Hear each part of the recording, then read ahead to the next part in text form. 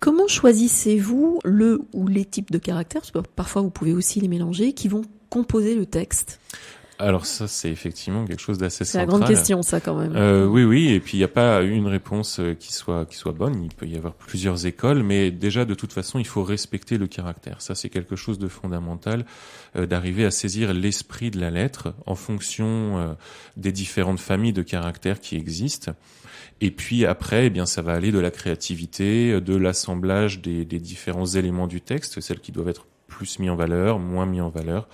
Vous avez des caractéristiques de certains caractères qui vont plus convenir à des textes doux ou à des textes plus durs, à des choses plus artistiques ou à des choses plus pragmatiques, commerciales.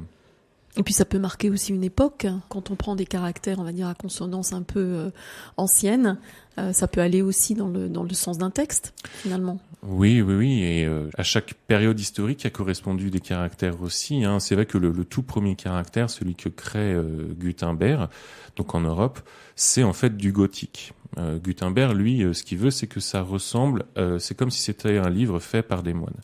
Parce qu'il voulait pas que ça prive le livre de cette espèce d'aura, de prestige et de pouvoir aussi qu'il avait à l'époque.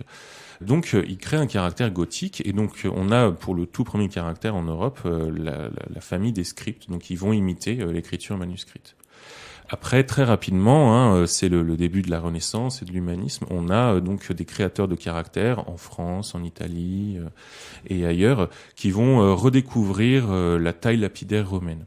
Et donc là, c'est l'invention du caractère elzévir, donc avec ses empattements triangulaires caractéristiques. C'est des caractères qu'on utilise encore toujours aujourd'hui, qui n'ont pas passé de mode, parce qu'ils sont très harmonieux. Donc c'est le Times, c'est le Garamond, c'est le Baskerville. Un petit peu après, au 18e, 19e, on a l'invention des didones, donc ces caractères à empattement filiforme, donc qui ont beaucoup plus de contraste entre leur plein et leur délié. Ça donne un caractère très esthétique, mais avec une assise un peu plus droite, un petit peu plus rigide. Et notamment Napoléon, en France, utilise ce caractère-là pour son N que l'on voit parfois dans les tableaux, parce que ça le différencie des caractères de l'Ancien Régime, donc du roi, et lui justement apporter les Lumières, l'Empire, etc. Ensuite, on a des polices à empattement carré, donc qui sont plus récentes, mais qui ont servi beaucoup dans la communication, dans la pub en fait. On voit souvent ce type de caractère-là très très imposant, qui sert juste pour les titres, parce que sinon l'œil se fatigue très vite en fait. C'est ce qu'on appelle la type au bâton? Alors la type au bâton, c'est la dernière famille, c'est celle où justement il n'y a pas d'empattement.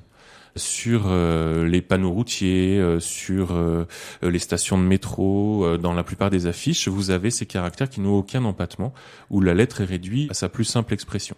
C'est très pratique pour pouvoir le lire rapidement. C'est pour ça que son point fort, c'est la lisibilité. Mais pareil, encore une fois, si on doit lire un long texte sans empattement, l'œil n'a plus de repères et il finit par fatiguer. Donc on va plutôt privilégier soit les elzévirs, soit les didones pour ça. On parlait de la patte personnelle du typographe tout à l'heure.